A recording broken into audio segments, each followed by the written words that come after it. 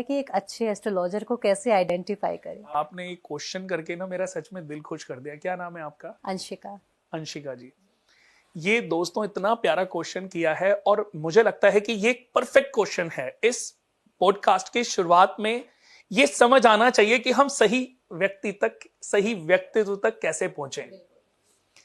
सबसे पहले तो मैं बताता हूं कि ये ज्योतिष काम कैसे करता है, कितना काम करता है, कितना फलीभूत होता है।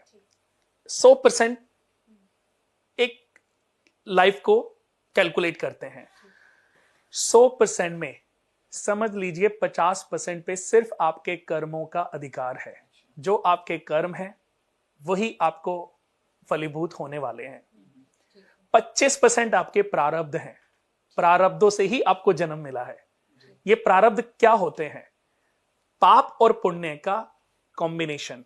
पाप और पुण्य का अगला जो स्टेप है वो प्रारब्ध है। यानी कि एक व्यक्ति जो पाप करता है और एक व्यक्ति जो पुण्य करता है। अब ये दोनों प्रारब्ध के रूप में मनुष्य को जन्म देते हैं, जन्म दिलाते हैं। कि जैसे हम एक उदाहरण लेते हैं, दिल्ली में 200 बच्चों का जन्म हुआ। ठीक। उन 200 की कुंडलियां एक ही टाइम पे, एक ही दिन में, एक ही समय, एक ही कुंडली बनेगी, पर सबकी जर्नी तो आपको नहीं लगता अलग अलग होती है? तो वो क्यों होती है?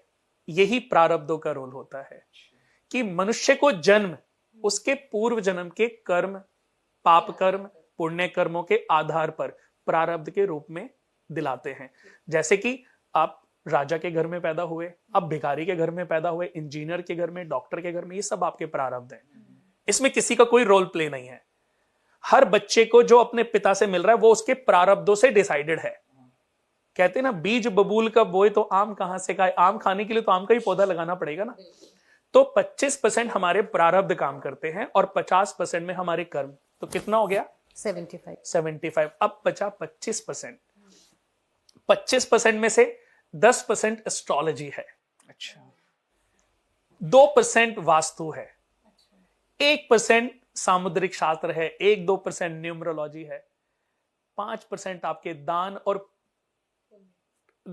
पुण्य तो आपने कर लिए, दान वगैरह है कि आपने निस्वार्थ भाव से किसी के लिए कितना अच्छा किया है, उसका रिटर्न बैक आपको मिलता है। 5% में वो काम करता है। फिर 1-2% में आपका व्यवहार, आपके संस्कार, आप अपने बुजुर्गों के साथ कैसे बात करते हैं, आप अपने परिवार के लोगों को कितना प्यार करते हैं, आप अपनी पत्नी को कितना मान सम्मान देते हैं, आप अपने भाई से कितना प्यार करते हैं, आप परिवार के कितने डिवोटी हैं। तो मिला के ये 25% कैलकुलेट होता है। तो ज्योतिष की अगर मैं बात करूं तो 10%, लेकिन 10% में नीलम पहनते ही राजा बन गया। ये कहावत है, कहानियों में लिखा गया है। ऐसे दुनिया के सारे लोग आज ही नीलम पहन ले तो राजा कैसे बनेंगे? ज्योतिष काम करता है सही समय पे। अब मैं आपके क्वेश्चन का जवाब देता हूं। ये तो मैंने बताया कि कितने परसेंट किसकी वैल्यू है। ऐसा नहीं है कि हम ज्योतिष ही करते रहेंगे। अच्छा, एक उदाहरण फिर से।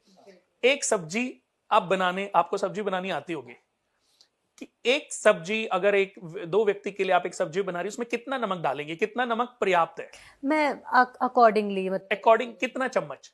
कोई भी एक चम्मच भी नहीं, इनफेक्ट आधा चम्मच आधा चम्मच। 25 चम्मच अगर उसमें डाल दोगे तो क्या होगा? सारा हो जाएगा बिल्कुल खाना। ऐसी एक कप चाय में 1 चम्मच चीनी, आधा स्पून चीनी परफेक्ट है। पर बिना नमक के या बिना चाय के क्या टेस्ट है उसमें? आपने मसाले भी डाल दिए, घी भी डाल, सब कुछ डाल दिया, लेकिन नमक के बिना टेस्टलेस है।